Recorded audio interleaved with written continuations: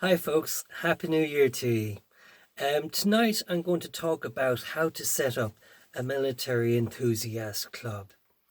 If you look back at my last podcast before the Christmas, I came up with my conclusions. Basically, what I'm continuing maintaining my health and pushing it forward, looking for military grade type fitness. I'm pushing forward with my understanding of radios and electronics, and hopefully by the end of the year I'll have a ham radio license. And finally, it's good for my spirits. I'm really confident with myself. I'm happy with what I'm doing at the moment. Also, what reflected in that video was that I really want to go that bit further. I mean, what's the next step? And for me, it would be to share my experiences, share my knowledge, and share my sense of humor. Okay, and to how do we go about doing that? Well, firstly, what I have to do is I have to get a group of like-minded people who are actually interested in setting up a military enthusiast club.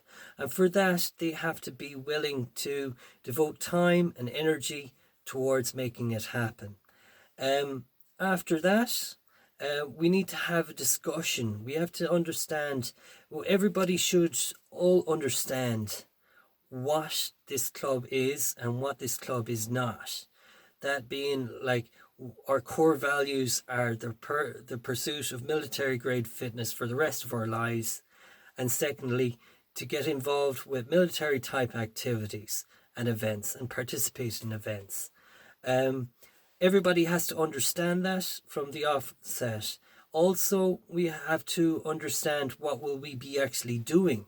And it just depends, like if we're going to be a high activity club that's involved with airsoft and and pushing lifting and things like that, they might get disappointed, like, especially if I wanted to get involved with vehicle restoration or electronics. So it's important that everybody understands who we are and what we're doing.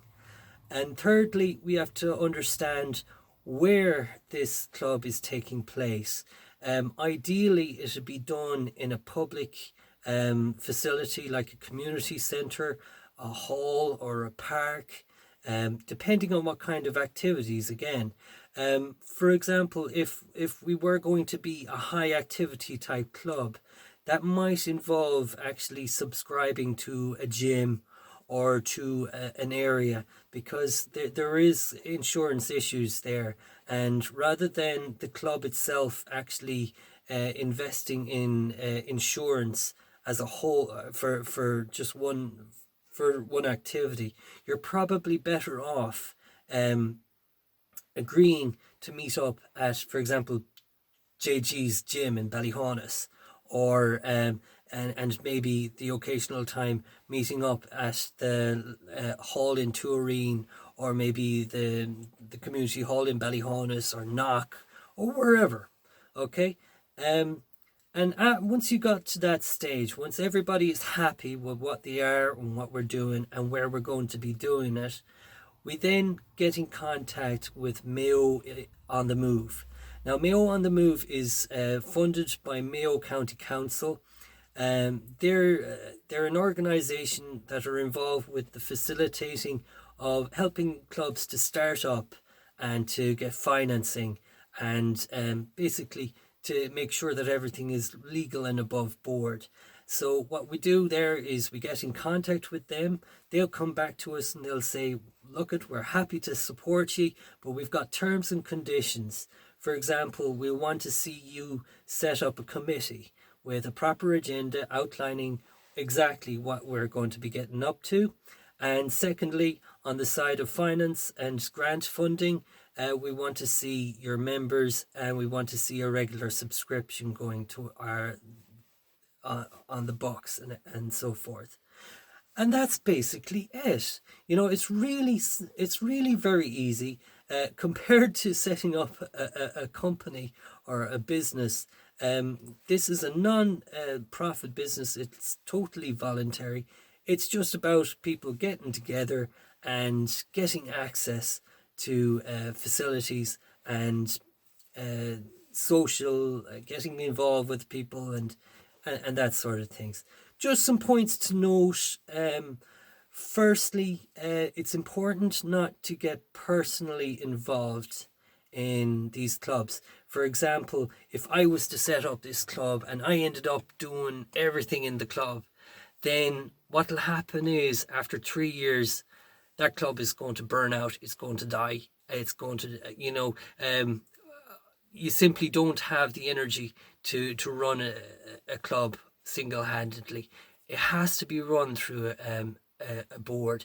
So ideally, if you want to head up the club, what you should do is propose yourself as chairperson for the next 3 years, and then over those 3 years you establish a program of events to be run consecutively. And once you've got a nice cycle of events going over 3 years, then you can resign, you can take a step back, and then you can start taking it a stage further and maybe start encouraging other people and form a network of clubs in the county. So that's all I have to say tonight. Over the next year now, I'm going to be focusing over the next few podcasts. What I'm going to do is I'm going to outline roughly what I personally would like to see in a club, and hopefully by December of 21, I'll put the call out, and if I get about 6 to 8 people in my area who are interested in getting involved, then by God, I'll be in contact with Mayo on the Move and roll on 2022. Take care.